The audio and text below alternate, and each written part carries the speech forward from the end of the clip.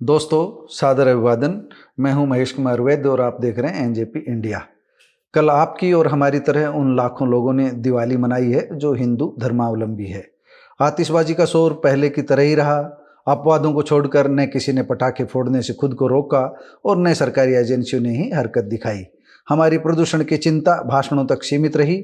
मैं अपवाद वाली श्रेणी में रहा, लेकिन दूसरों को ज्ञान देने की श्रेणी में इसलिए नहीं हूं क्योंकि हमारे पारिवारिक और निकट मित्र भी पटाखे फोड़ने में पीछे नहीं रहे।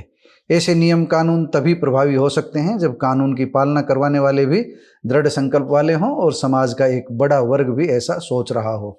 यहाँ सत्ता और समाज किसी को भी कानून की चिंता नहीं थी, इसलिए कल भी आतिशबाजी का उतना ही धूम धड़ाका था जितना प्रतिबंध की नौटंकी से पहले हुआ था।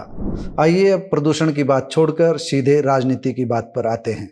जिस तरह बिना तड़के की दाल में मजा नहीं आता, उसी तरह राजनीतिक विश्लेषण का मजा भी बिना तड़का कुछ फीका ही रहता है। इसलिए थोड़े से तड़के के साथ बहुत कम शब्दों में पहले देश की राजनीति की बात, फिर उन 5 राज्यों की बात जहां चुनाव हो रहे हैं, इसके बाद हरियाणा और सबसे अंत में दक्षिण हरियाणा के अहिरवाल क्षेत्र की राजनीति की बात करेंगे, गागर में सागर की तरह। दोस्तों, देश की राजनीति की बात बिना 5 राज्यों की चुनावी हलचल का जिक्र किए अधूरी है।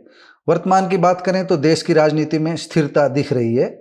सत्ता पक्ष के लिए प्रधानमंत्री नरेंद्र मोदी अभी भी बड़े ब्रांड बने हुए हैं, लेकिन विपक्ष में कांग्रेस के पूर्व अध्यक्ष राहुल गांधी अब गंभीर नेता के रूप में उभर कर सामने आ रहे हैं। उनकी एक साजिश के तहत गढ़ी गई अपरिपक्व नेता की छवि टूट रही है। देश की राजनीति में असली बड़ा बदलाव 5 राज्यों के चुनाव परिणाम के बाद ही आएगा। जो लोग यह सोच रहे हैं कि मध्य प्रदेश, राजस्थान, छत्तीसगढ़, तेलंगाना व मिजोरम के चुनाव परिणाम खराब होने पर भी प्रधानमंत्री नरेंद्र मोदी का तिलिस्म कायम रहेगा, उन्हें फिर से अपने चिंतन पर विचार करना होगा। अगर इन 5 राज्यों के चुनाव परिणाम भाजपा के लिए बेहद विपरीत रहे तो फिर नरेंद्र मोदी आज वाले मोदी नहीं रहेंगे। यह तो सच है कि राज्यों में भाजपा की राजनीतिक स्थिति की तुलना में केंद्र की मोदी सरकार के प्रति अभी भी मतदाताओं का कुछ अधिक झुकाव है, लेकिन जब वक्त साथ छोड़ता है तब अपने भी रूठ जाते हैं। अगर 5 राज्यों के चुनाव परिणाम भाजपा के अनुकूल रहे तो फिर मोदी और उनके अमित शाह जैसे जोड़ीदार मजबूत बनकर उभरेंगे। 5 राज्यों में मिजोरम की मिलीजुली राजनीति की मुझे अधिक जानकारी नहीं है।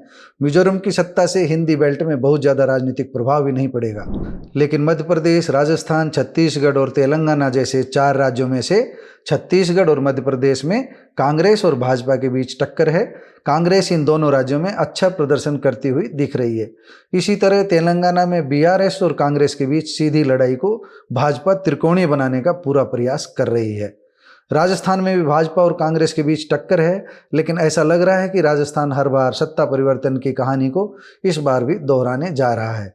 हालांकि हम यह तो कह सकते हैं कि इस राज्य में इस बार गहलोत सरकार के खिलाफ उतना गुस्सा नहीं है जितना वसुंधरा के सत्ता में आने से पहले था, लेकिन राजस्थान में बसपा जैसे दलों की वजह से कांग्रेस का हाथ कुछ कमजोर रह सकता है, जबकि भाजपा सत्ता तक पहुंच बना सकती है। अब बात करते हैं हरियाणा पर इन चुनावों के असर की। अगर मिजोरम के अलावा शेष 4 में से 3 राज्य कांग्रेस को चले गए तो भाजपा केंद्रीय मंत्री राव इंद्रजीत सिंह जैसे नेताओं के सामने घुटनों के बल होगी और उनकी शर्तें मानी जाएगी।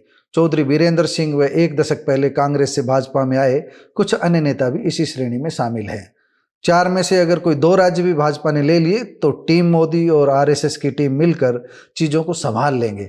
उस स्थिति में भी राव इंद्रजीत सिंह जैसे नेताओं की कुछ शर्तें मान ली जाएगी, लेकिन भाजपा बहुत अधिक नहीं झुकेगी, घुटनों के बल नहीं आएगी। इसी तरह अगर 4 में से 3 राज्यों में कांग्रेस की सरकार बनी तो फिर हरियाणा कांग्रेस का कुनबा तेजी से बढ़ना शुरू होगा, और अगर 4 में से 3 राज्य भाजपा को मिल गए तो फिर हरियाणा में कांग्रेस का आगे बढ़ता हुआ रथ रुकने लगेगा। इसलिए अभी सबसे बेहतर उपाय इंतजार करना है। कल की दिवाली की बजाय 3 दिसंबर के चुनाव परिणाम से जो दिवाली आएगी उसी से पता चलेगा कि किस दल के द्वार पर दिवाली जैसी रौनक छा गई है और किस दल के यहाँ सन्नाटा पसरा हुआ है। अब अहिरवाल की बात करते हैं। सिर्फ वर्तमान आकलन से हम आपको रूबरू करवा रहे हैं। रेवाड़ी जिले की 3 और गुरुग्राम व महेंद्रगढ़ जिले की 4-4 विधानसभा सीटों को अहिरवाल में गिना जाता है। इन 11 में से इस समय 8 सीट भाजपा के पास हैं, जबकि 2 कांग्रेस के पास व 1 निर्दलीय विधायक है।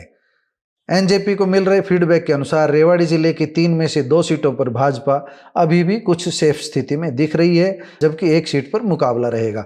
महेंद्रगढ़ जिले की 4 में से 2 सीटों पर भाजपा सेफ स्थिति में दिख रही है, जबकि 2 पर टक्कर रहेगी। गुरुग्राम जिले की 4 में से 2 सीटें भाजपा के लिए सेफ मानी जा रही है, जबकि 2 विधानसभा सीटों पर मुकाबला रहेगा।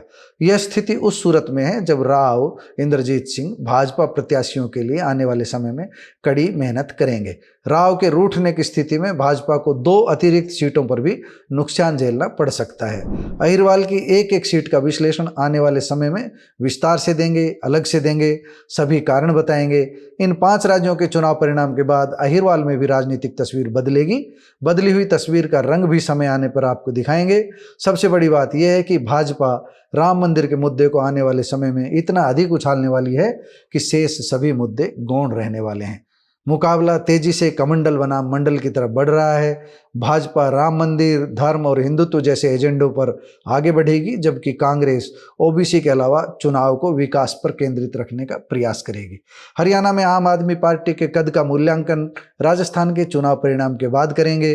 भाजपा ने विधानसभा चुनाव में ही माहौल को राममय बनाने का प्रयास तेज कर दिया है। आरएसएस की पूरी टीम विश्व हिंदू परिषद जैसे संगठनों की बदौलत इस काम में जुट चुकी है। राम मंदिर का निमंत्रण देने के लिए पीले चावल लेकर घर घर पहुंचने की रणनीति इसी का हिस्सा है। आज इस विषय पर इतना ही, शेष फिर किसी दिन।